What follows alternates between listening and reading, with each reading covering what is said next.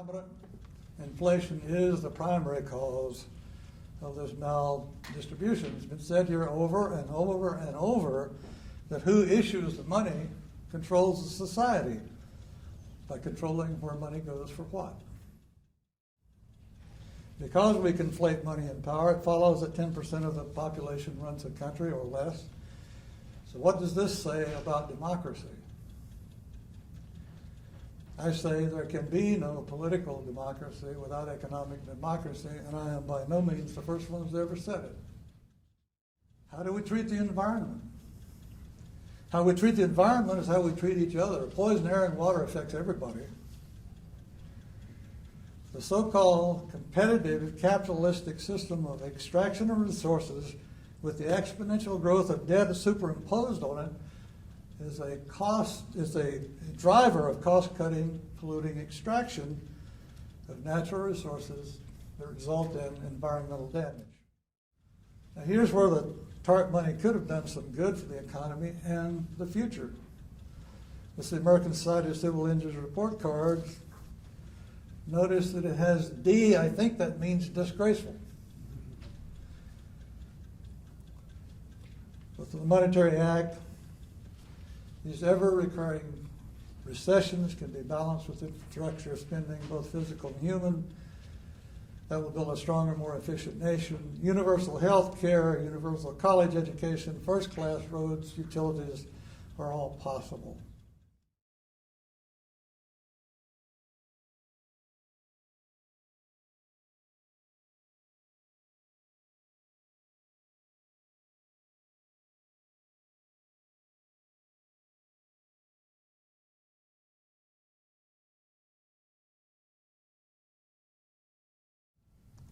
I want to show you the correlation of that change with unemployment over 30-something years. And the correlation over that period of time with booms and busts is staggering. And that's a correlation that, according to conventional economic theory, the correlation should be zero. Again, the crisis was driven when you went from changing debt, adding to demand, to falling debt, subtracting from aggregate demand. And again, you can notice the turnaround in the recent data, which has fooled economists to think the crisis ended in mid-2009. Nonsense. So let's go in historical time. And in historical time, there's been some debt-induced recession in the recent past. For most of you, that would be the dot-com bust. As a result of that, firms and banks, both sides of the equation, are very conservative about the amount of debt they'll get into and how they value assets. And therefore, only conservative projects are put forward. But because their economies survived the crisis, you haven't done that yet this time round, recovery means that most of those projects will succeed. And because they succeed, both firms and banks revise their risk premiums. That increases the ratio they're willing to accept between debt and equity, and it means they start to give a higher valuation to assets as well. And in Minsky's classic phrase, stability is destabilising. A period of tranquil growth in a capitalist economy will cause expectations to rise, leading to behaviour that disturbs that equilibrium. Now, for a while, it's got some justified elements to it. So there's self-fulfilling expectations. There's a decline in risk aversion means there's more investment actually taking place, genuine as well as Ponzi speculation, and that investment causes the economy to grow faster. So there's some legitimate components to it. But ultimately, you get into what Minsky calls the euphoric economy, which describes the behaviour of lots of people in the finance sector who spend most of their time on cocaine. Asset prices rise, and that makes speculation on assets profitable, and any idiot can make money on a rising market. It takes a lot more brains to make it on a falling one. There's an increased willingness to lend, and that increases the money supply because, as I've shown you, it's endogenous, not under control of the central bank. That enables riskier investment still and more asset speculation. And of course, when you borrow money to gamble on assets, you're adding to debt without adding to productive capacity. You're necessarily setting up a failure. And the process will repeat time and time again. It happened in 73, it happened in 83, it happened in 90, and so on. But each time it does, it'll start from a higher debt level. There's a ratcheting up effect going here. You pay off some of the debt, but not all of it. Expectations get restored, and then the whole process starts from a higher level of debt. But eventually you get to a point where there's a level of debt that overwhelms the entire economy. And then you collapse into a debt deflation, and that's where I believe you are now, shortly. But that's the essential way out of this crisis. You've got to basically abolish the debt. But you haven't got out of it. You've still got a level of debt beyond anything you've ever had before, and both history and my modelling implies this crisis has got a long way to go. Thank you.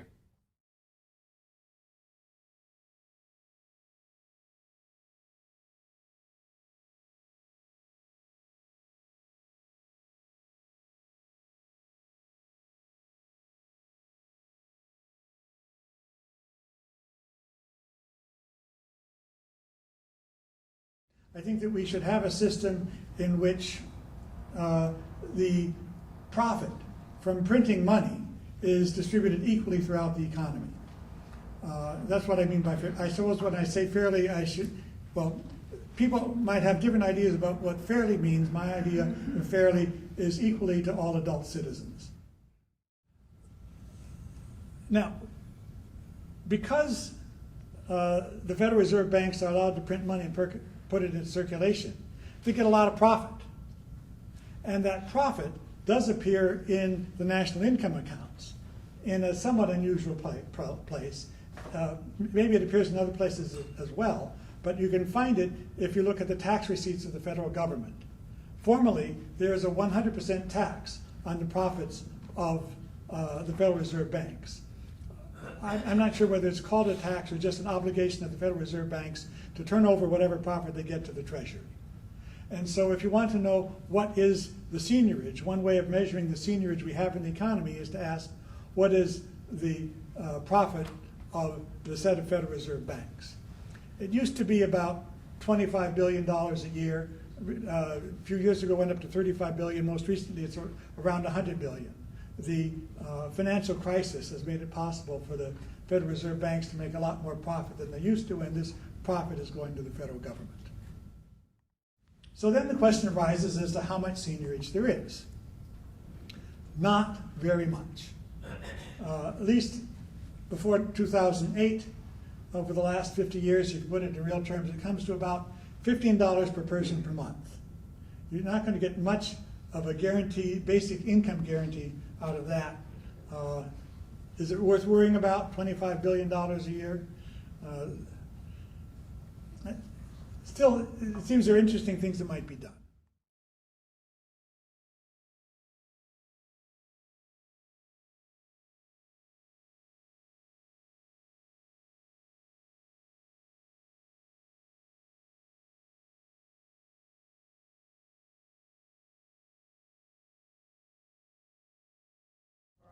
So the American Monetary Act, as Stephen has described many times, is really the initial minimum steps necessary in the monetary area to put time on our side.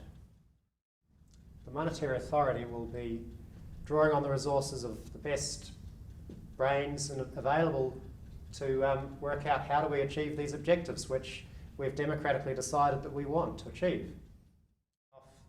As federal government debt instruments are retired, they're paid off, and as they come due, they're paid off with US money. There's no more of this continuous rolling over, and growing debt, accumulating exponentially.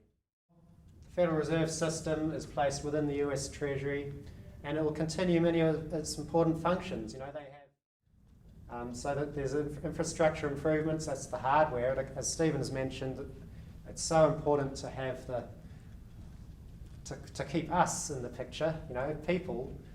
It's what we call the human infrastructure, and that's like the software for making the hardware work.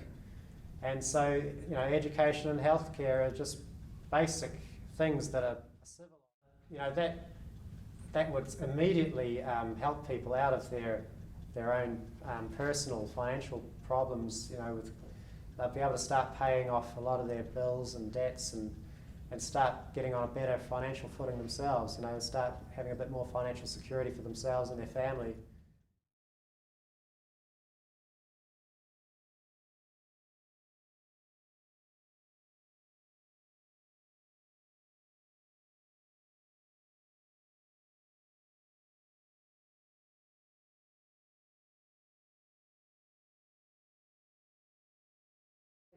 Recognizing that we are living under ripening conditions And so we need to create, inspire, and prepare the new wave of individuals and groups by forming new networks, offer leadership training, and provide expertise.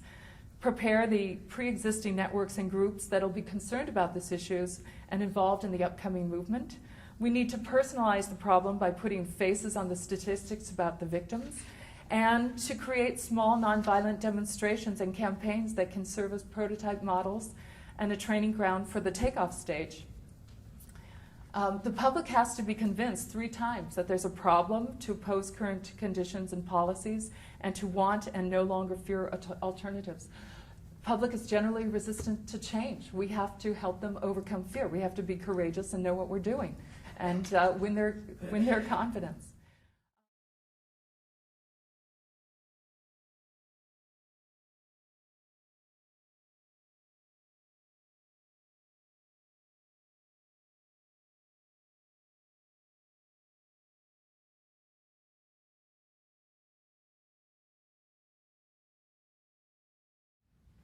So we said, let's make banking fair. So banks should operate in the same market constraints as apply to ordinary citizens and businesses. You know, if small businesses and workers have to compete in a free market, then banks should be in a free market as well. They shouldn't be in this government-protected, government-subsidized position that they're in at the moment, where they know they can't go bankrupt, and where bad businesses are bailed out by the taxpayer and allowed to continue. So banks shouldn't benefit from state support or any hidden subsidies, such as the hidden subsidy that they get from being allowed to create the nation's money supply. And you know, the banking sector should be rewarded in line with the value that they actually contribute to the society, and not benefit from all these, you know, free lunches that they get with the current system. Most importantly of all for us here is that the process of creating money should not also create debt at the same time. So whatever process you use to create money, it should not indebt people. These are the aims of the campaign. This is the approach we're taking now. Firstly, we want to promote a wide understanding of the problems with fractional reserve banking, explaining why we can't keep it as a basis for going forwards in the economy. We need to build demand for fractional reserve banking to be abolished among the key audience. So we split up our target audience into these people. So students, the general public, academia, media, the unions in the UK are a lot more influential than unions here, I believe. MPs, which is, you know, our representatives, charities and NGOs, industry and business, faith groups, and the city themselves as well. We're working with people in the city who realise that the system needs change. The city is the equivalent of Wall Street in the UK. Okay, and then finally, as this develops and we build like a greater understanding that the system needs to change, we want to facilitate the finding and implementation of a solution and a new model of banking that will replace fractional reserve banking.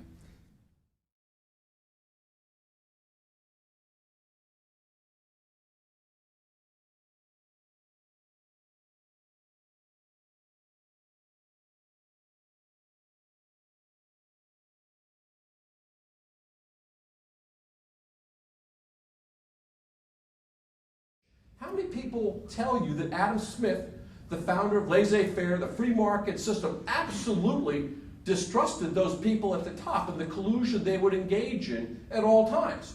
You're not told that. It's not taught in schools. It's ignored. How radical some of the people were. We'll go to John Stuart Mill maybe a little bit later, and you start hearing him talk about the unearned increment. By the way, I've had to learn this because I work a lot with Michael Hudson, who's made me actually read some of this stuff. I read a lot about Adam Smith, then he actually made me read Adam Smith, you know, which is... But what happens is you recognize that almost everything you have been told, and so much of the curriculum has been set up to mislead you. Government is corrupt and inefficient, do not feed it. Social Security operates on 0.6% of the income it takes in as its expenses. You find an insurance company which operates at less than about 15, 18, 20%. Please find one for me. They don't exist. They have demonized all workers with the federal and state and local governments at times. It's interesting to see how they do it. They've also created something I call pension envy, okay? That you just hate those people that have pensions, we're going to take them back away from them. They also floated the lie, and it is a lie, that public workers earn more than private sector workers. That's been debunked. If you control for age and education, they don't earn more, except at the bottom. For some reason, governments find it difficult to put people on minimum wage and feel they're being socially responsible. What a concept that is. They don't give them just $7 an hour and tell them, you know, that's enough for you.